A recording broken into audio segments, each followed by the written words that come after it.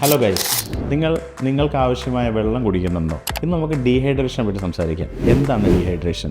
നമ്മുടെ ശരീരത്തിന് ആവശ്യമായ ജലം നമ്മുടെ ശരീരത്തിൽ കിട്ടാതിരുന്നാൽ നമ്മുടെ ശരീരത്തിലുണ്ടാകുന്ന മാറ്റങ്ങളെയാണ് നമ്മൾ ഡീഹൈഡ്രേഷൻ എന്നുകൊണ്ട് ഉദ്ദേശിക്കുന്നത്. നമ്മുടെ ശരീരത്തിലെ ഓരോ സെൽസിനും വെള്ളം അത്യന്താപേക്ഷികമാണ്.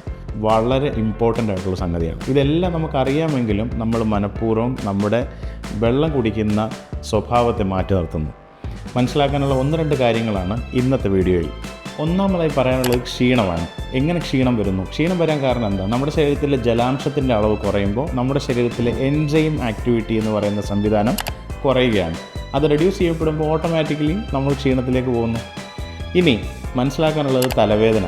ഹെഡേക്ക് ഉണ്ടാകാൻ കാരണം നമ്മുടെ ശരീരത്തിലെ ജലാംശം കുറയുന്നതിനാൽ നമ്മുടെ തലച്ചോറിലേക്കുള്ള ബ്ലഡ് ഫ്ലോ കുറയുകയാണ്. തലച്ചോറിലേക്ക് ബ്ലഡ് ഫ്ലോ ഉണ്ടെങ്കിൽ മാത്രമാണ് ഓക്സിജൻ ബ്രെയിനിലേക്ക് എത്തുള്ളൂ.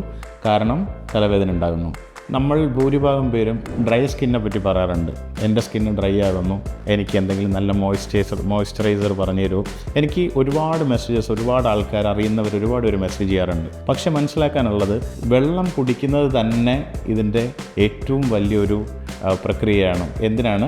ഡ്രൈ സ്കിൻ മാറാനായിട്ട്. ഡ്രൈ സ്കിൻ ഉണ്ടാകാനുള്ള കാരണം സ്കിന്നിൻ്റെ എലാസ്റ്റിസിറ്റി നഷ്ടപ്പെടുകയും അതുപോലെ ഗ്ലോ നഷ്ടപ്പെടുകയും ചെയ്യുന്നതാണ്. ഇതിൻ്റെ കാരണവും ശരീരത്തിൻ്റെ വെള്ളത്തിൻ്റെ അളവ് കുറയുന്നതുകൊണ്ടാണ്. നമ്മുടെ ശരീരത്തിലെ എല്ലാ ആന്തരിക അവയവങ്ങളുടെ പ്രവർത്തനങ്ങൾക്കും വെള്ളത്തിൻ്റെ അത്യാവശ്യമുണ്ട്. പ്രധാനമായിട്ടും കിഡ്നിയാണ് നമ്മുടെ ശരീരത്തിനകത്തുള്ള ടോക്സിൻസിനെ പുറന്തള്ളുന്നത്. അത് പുറന്തള്ളാനായിട്ട് അതിനാവശ്യമായ ജലത്തിൻ്റെ ആവശ്യകതയുണ്ട്.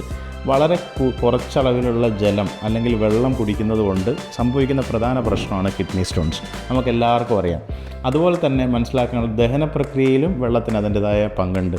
വെള്ളം കുടിക്കാത്തതിനാൽ കോൺസ്റ്റിപ്പേഷൻ ഉണ്ടാകാനും അതുപോലെ ആസിഡ് റിഫ്ലക്സ് ഉണ്ടാകാനുള്ള സാധ്യത ഭയങ്കരമാണ്. നിങ്ങൾ മനസ്സിലാക്കാനുള്ളത്, നെഞ്ചരിച്ചിൽ ആണ്, എനിക്ക് എപ്പോഴും സ്ഥിരമായിട്ട് നെഞ്ചരിച്ചിൽ വരുന്നു, ഗ്യാസിൻ്റെ പ്രോബ്ലം ആണെന്നൊക്കെ പറഞ്ഞ് വരുന്നവർ സ്ഥിരമായിട്ട് വെള്ളം കൂടി ഒന്ന് പതിവാക്കി നോക്കൂ, ഒരുപാട് മാറ്റം ഉണ്ടാവും. ഞാൻ ഇതൊക്കെ പറയുന്നത്, ഒരു ദിവസം 2 മുതൽ 3 ലിറ്റർ വരെ വെള്ളം കുടിക്കാനായിട്ട് ശ്രദ്ധിച്ചാൽ ഈ പറഞ്ഞ പ്രശ്നങ്ങളൊക്കെ നമുക്ക് ഒഴിവാക്കാം.